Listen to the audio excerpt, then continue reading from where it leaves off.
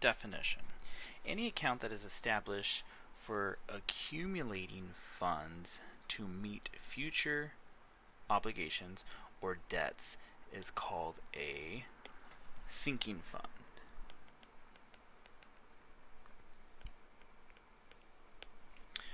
So as soon as we see this word sinking fund, just stop thinking about if the account is increasing or decreasing. Right away, just connect that and say, hey, this is a future value problem.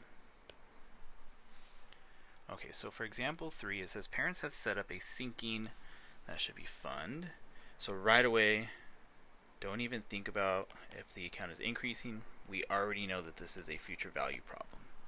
In order to have $175,000 in 10 years for their child's college education, how much should be paid monthly into an account paying 5.8% compounded monthly?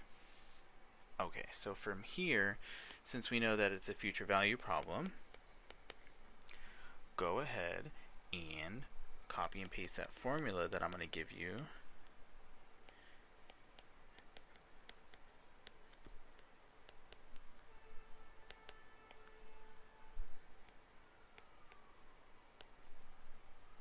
And then let's go back to the problem and pull out information that we know for our given variables. So our time t is 10 years. So we want to have 175,000 in 10 years. So this is actually the future value. So our FV, the amount we want to have in our account, is $175,000. Our interest rate for this account is 5.8%. Change that to decimal. 0.058. What are we solving for? Well, this is saying, hey, how much should be paid monthly? So this is going to be this equal periodic payments. We're going to be paying the same amount every single time, every month. So that is what we're solving for. We are solving for how much we should be putting into our account monthly. Alright, and then M, that's going to be 12 because we're saying monthly, compounded monthly. And we have everything, and we are ready to start plugging in our values. So FV, we're going to replace that with $175,000.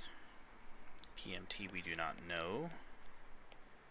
1 plus 0.058, divide that by 12, raised to the 12 times over a course of 10 years, minus 1, all over 0.058, divide that by 12.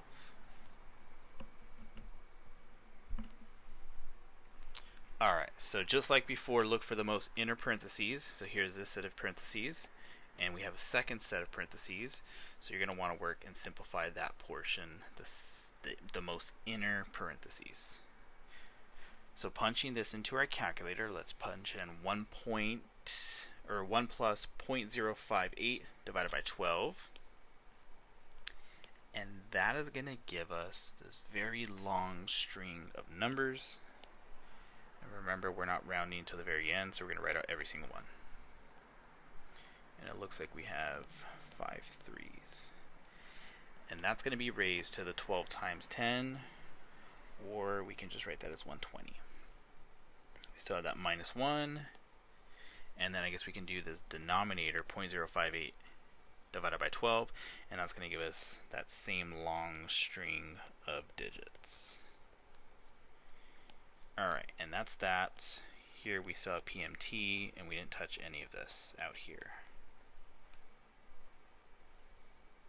Alright, so punching into our calculator, let's first punch this in, raise it to the 120, hit enter, then hit minus 1. And when you do those steps, that should give you 0.7835 1, 2, and then 7801. And then we're still going to divide that by this long string of digits.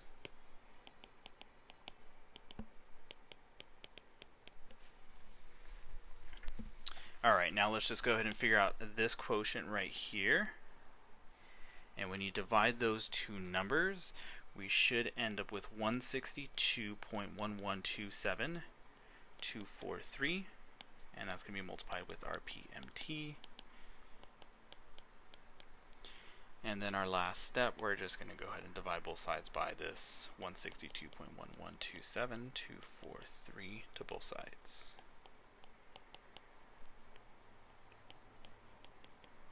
Cancel, cancel. We are left with PMT, and this will give us $1,798.50. So we would say the parents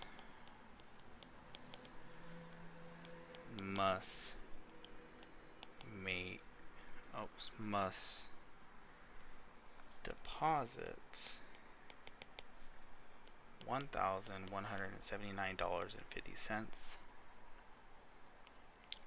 each month in order to save